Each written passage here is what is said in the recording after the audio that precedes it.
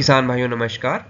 मैं doctor Mishul Chauhan, field technical manager north, आज आपके सामने एक और टॉपिक लेके आया हूँ। आज हम डिस्कस करेंगे postpartum metritis in cows and buffalo. सबसे पहले हम डिस्कस करेंगे पोस्टपार्टम मेटराइटिस होता क्या है। जब भी आपकी गाय या भैंस बच्चा देती है, उसकी काविंग होती है, उसके 21 दिन के अंदर अंदर आपने देखा होगा कई बार पशु की बच्चादानी से पीछे से रेडिश कलर का, ब्राउनिश रेडिश कलर का डिस्चार्ज जो है पीछे से बच्चेदानी से आने लग जाता है और गाय में फीवर भी एकदम से आ जाता है। गाय रेस्टलेसनेस शो करने लगती है। तो ये जो चीज़ें सारी प्रॉब्लम्स एनिमल में होती हैं बच्चा देने के बाद, डिस्चार्ज देना या फीवर आ जाना, बहुत हाई अमाउंट में बुखार जब पशु में आ जाता है, तो ये सारी चीज़ें उसकी बच्चादानी में जब इन्फ्लेमेशन हो जाती है, मेटराइटिस हो जाता है, उसके कारण होती है। तो इसी बीमारी को, डिसऑर्डर को हम पोस्टपार्टम मेटराइटिस कहते हैं और ये बहुत ही कॉमनली अकरिंग डिसऑर्डर है जो कि बहुत सारे जानवरों में हमें आफ्टर काविंग, बच्चा देने के बाद देखने को मिलता है और इसकी वजह से बहुत लंबे टाइम तक एनिमल्स इनफर्टाइल हो जाते हैं। एनिमल्स बहुत लंबे टाइम तक, इवन उससे ट्रीट होने के बाद भी लंबे टाइम तक वो इनफर्टाइल रहते हैं, कंसीव नहीं करते हैं, वो दोबारा टीका नहीं लेते हैं। तो इसके बारे में आज हम डिस्कस करेंगे। इससे जुड़े हुए कौन कौन से रिस्क फैक्टर्स हैं जिनकी वजह से ये मेटराइटिस की प्रॉब्लम या बच्चेदानी से रेडिश कलर का डिस्चार्ज आना, ये प्रॉब्लम जो है किन किन रिस्क फैक्टर्स, किन किन कारणों की वजह से, प्रॉब्लम्स की वजह से हो सकती है। तो सबसे पहले ऑब्स्टेट्रिकल, मतलब जब भी बच्चा देता है पशु, जिस पशु में रिटेंशन ऑफ फीटल मेम्ब्रेन्स, जेर का फंसना या प्लेसेंटा का फंसना आपको देखने को मिलेगा, वो सबसे बड़ा रिस्क फैक्टर है इस बीमारी के उत्पन्न होने का। इसके अलावा डिस्टोकिया, बच्चे का फंसना या बच्चे निकलते टाइम उसकी डेथ हो जाना, या यूट्रस का प्रोलैप्स, बच्चादानी का बाहर आ जाना, ये सारे के सारे प्रॉब्लम्स जब भी सुए के टाइम पे या बच्चा देने के टाइम पे होंगे, तब आपको मेट्राइटिस देखने को मिलेगा। इसके अलावा न्यूट्रिशनल रिस्क फैक्टर्स भी इससे जुड़े हुए होते हैं। अगर आपका पशु काविंग से पहले नेगेटिव एनर्जी बैलेंस में है, उसमें कीटोसिस चला हुआ है, या उसमें मिल्क फीवर, हाइपोकैल्सीमिया है, कैल्शियम की डेफिशिएंसी है, मतलब हमने उसको अच्छे से उसकी डाइट को फॉर्मुलेट नहीं किया, वो नेगेटिव एनर्जी में है, उसको कैल्शियम हमने सप्लाई नहीं किया, तो वो ससेप्टिबल कर देगा एनिमल को, एनिमल के इम्यून सिस्टम को डाउन कर देगा, उसकी इम्यूनिटी को डाउन कर देगा और उसमें ये मेट्राइटिस की प्रॉब्लम आपको देखने को मिलेगी। तीसरा, मैनेजमेंटल लेवल पे भी मैनेजमेंट हमारी अच्छी नहीं होगी, तो वो भी एक रिस्क फैक्टर होगी मेट्राइटिस के होने के लिए। अगर हमने जहाँ पे पशु को रखा है वहाँ पे हाइजीन अच्छी नहीं है, बहुत ज़्यादा मक्खी मच्छर वहाँ पे है, पानी खड़ा हुआ है, गंदा पानी खड़ा है, ओवर क्राउडिंग, छोटे से बाड़े में हमने बहुत सारे पशुओं को रख दिया है, तो ऑब्वियसली फिर एनिमल्स में स्ट्रेस होगा और स्ट्रेस में कहीं ना कहीं ये प्रॉब्लम आपको ज़्यादा देखने को मिलेगी। जब भी एनिमल को आप न्यूट्रिशनली स्ट्रेस में रखेंगे या ओवर क्राउडिंग करेंगे, जो हमने पीछे रिस्क फैक्टर डिस्कस किए, तो ये जो ऑर्गेनिज्म है ये मेट्राइटिस करने के लिए इंपॉर्टेंट पॉजिटिव एजेंट्स होते हैं, इन्हीं की वजह से मेट्राइटिस होता है। पहला ट्रूपरेला पायोजिनस, दूसरा इकोलाई, तीसरा फ्यूजोबैक्टीरियम नेक्रोफोरम और चौथा बैक्टीरियोइडिस स्पीशीज। तो ये चारों के चारों बैक्टीरिया एनवायरनमेंट में पाए जाते हैं। बहुत ही इंपॉर्टेंट चीज़ है, ये एनवायरनमेंट में, नॉर्मल हवा में पाए जाते हैं, नॉर्मल एनवायरनमेंट में पाए जाते हैं। तो जब भी एनिमल में स्ट्रेस होगा, उसका नेगेटिव एनर्जी बैलेंस होगा, या कोई भी जो हमने पीछे फैक्टर्स डिस्कस किए उनमें से कोई भी फैक्टर एनिमल में होगा, तो एनिमल कहीं ना कहीं स्ट्रेस में आएगा और इनमें से ये बैक्टीरिया उस एनिमल में इन्फेक्शन कर देंगे। कैसे करेंगे वो भी हम डिस्कस करेंगे नेक्स्ट स्लाइड में, कि कैसे ये बैक्टीरिया एनिमल में इन्फेक्शन कर देते हैं। तो जब भी आपने देखा होगा बच्चा देता है पशु, पार्चुरेशन होती है, तो उसका सर्विक्स लंबे टाइम तक खुला रहता है। जब भी पशु ने काविंग कर दी, बच्चा दे दिया, उससे 10 से 15 दिन तक उसका सर्विक्स ओपन रहता है। तो उस टाइम पे वो एनवायरनमेंट के कांटेक्ट में आता है।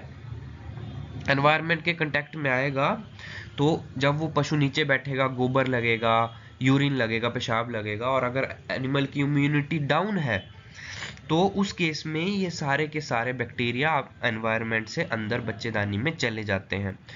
और गाय का अगर नेचुरल डिफेंस कमजोर है, जैसे कि हमने बात की वो नेगेटिव एनर्जी बैलेंस में है, कैल्शियम हमने उसको नहीं दिया है, या कोई ना कोई उसमें प्रॉब्लम चली है बच्चा फंसने की या प्लेसेंटा फंसने की, तो तब जाके उसकी इम्यूनिटी डाउन हो जाएगी और ये बैक्टीरिया अंदर जाके अपने को मल्टीप्लाई करने लग जाएंगे। मल्टीप्लाई करने के बाद ये ग्राम नेगेटिव बैक्टीरिया होते हैं, इकोलाई और फ्यूजोबैक्टर बैक्टीरियम जो हमने डिस्कस किए, ये अंदर जाके टॉक्सिन रिलीज करते हैं जिनको हम एंडोटॉक्सिन बोलते हैं।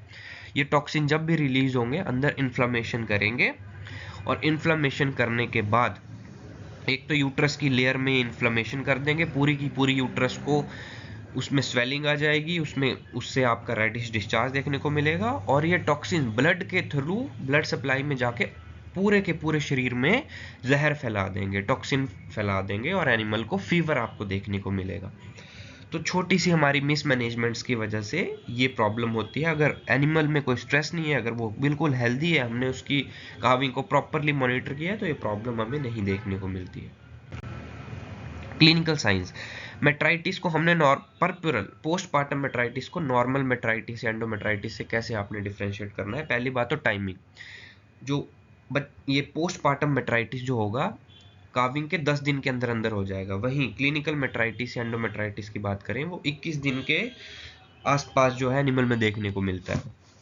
इसमें आपको यूट्रस एनलार्ज मिलेगा, बड़ा हो जाएगा, यूट्रस से स्मेली डिस्चार्ज आएगा, उससे बहुत गंदी स्मेल आएगी और रेडिश कलर का होगा। वहीं अगर हम एंडोमेट्राइटिस में बात करें तो व्हाइटिश कलर का डिस्चार्ज आपको देखने को मिलता है, रेडिश कलर का नहीं देखने को मिलता है। क्लिनिकल मेट्राइटिस में भी रेडिश कलर का डिस्चार्ज आएगा, बट इसमें आपको फीवर नहीं आएगा।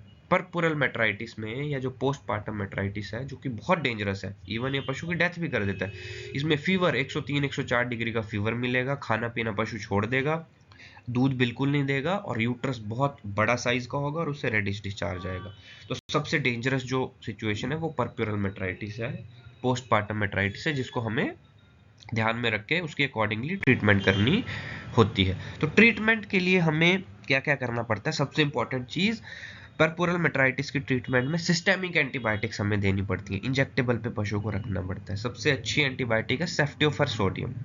सेफ्टियोफर सोडियम का रिजल्ट बहुत ही अच्छा है परपुरल मेट्राइटिस में। इसके अलावा अल्टरनेटिव आप पेनिसिलिन या ऑक्सीटेट्रासाइक्लिन भी एनिमल में दे सकते हैं। इंट्रायूट्राइन दवाई इस केस में हम नहीं देते मेट्राइटिस के केस में, बिकॉज उसकी पेनिट्रेशन पावर बहुत कम होती है, यूट्रस से पेनिट्रेट होकर ब्लड सप्लाई में वो नहीं जाती है, इसलिए सिर्फ यूट्रस की प्रॉब्लम को ठीक करते करते हम ओवरऑल उसकी बॉडी से जहर को नहीं निकाल सकते इंट्रायूट्राइन दवाई की वजह से, इसलिए सिस्टेमिक दवाई हमें देनी पड़ती है। इसके अलावा सपोर्टिव ट्रीटमेंट भी चलती है, नॉन स्टेरॉयडल एंटी इन्फ्लेमेटरी नसेड्स हमें देने पड़ते हैं, जैसे मैग्लोडाइन, फ्लूइड थेरेपी हमें कंटिन्यूस देनी पड़ती है कि जो भी उसमें टॉक्सिन्स जहर फैला हो उसको हम कम कर सकें।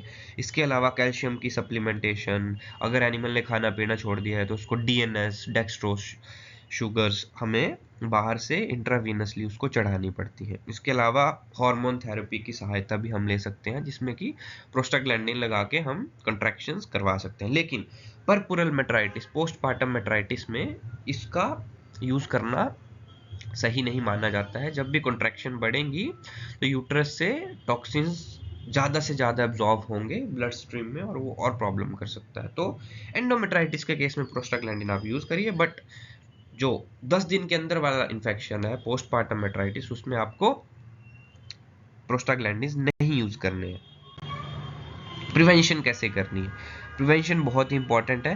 तो ट्रांजिशन काउ मैनेजमेंट, जब भी एनिमल ट्रांजिशन में होगा उसको हमने बहुत अच्छे से मैनेज करना है। ड्राई मैटर इनटेक जितनी भी है उसकी अच्छे से उसको देनी है, जितनी उसकी फॉर्मुलेट करके बनती है। इसके अलावा डीकैड डाइटरी नाइकोटाइन आयनिक डाइट जो है उसको प्रॉपर हमने देनी है। हाइपोकैल्सीमिया से हमने उसको बचाना है, कैल्शियम की सप्लीमेंटेशन ओरली प्रॉपर उसको देनी है, ताकि पशु जो है ट्रांजिशन टाइम में नेगेटिव एनर्जी बैलेंस में ना जाए। इसके अलावा जब भी आपने काविंग जहाँ करानी है उसका जो बेड होगा, बेडिंग एरिया होगा, रूटीन लेवल पे उसको चेंज करना है, ताकि पार्चुरेशन के टाइम, काविंग के टाइम, बच्चा देते टाइम उसके यूट्रस को कंटामिनेशन कम से कम हो। इसके अलावा जिन गायों को आपको लगता है कि जेर फंस गया है, जो हाई रिस्क पे हैं, तो उन एनिमल्स का जिनमें जेर फंस गया है या आपने देखा कि ये हाइपोकैल्सीमिया या कैल्शियम डेफिशिएंसी का शिकार हो गए, उनकी अकॉर्डिंगली जल्दी से जल्दी जितना जल्दी ट्रीटमेंट हो सकता है ट्रीटमेंट करिए। अदरवाइज वो एनिमल कहीं ना कहीं मेट्राइटिस का शिकार आने वाले टाइम में हो जाते हैं। इम्यून स्टेटस को एनिमल के हमें एक्टिवेट करना होता है। एडिक्वेट लेवल के विटामिन और मिनरल्स उनको दें, स्पेशली सेलेनियम और विटामिन ई की सप्लीमेंटेशन जरूर लेट गेस्टेशन में आप एनिमल्स को करिए, ताकि उनके इम्यून फंक्शन जो है वो स्ट्रांग हो सके। तो इन चीज़ों का ध्यान आप रखेंगे तो पोस्टपार्टम मेट्राइटिस की प्रॉब्लम से बचा जा सकता है और उसको ट्रीट भी किया जा सकता है। धन्यवाद।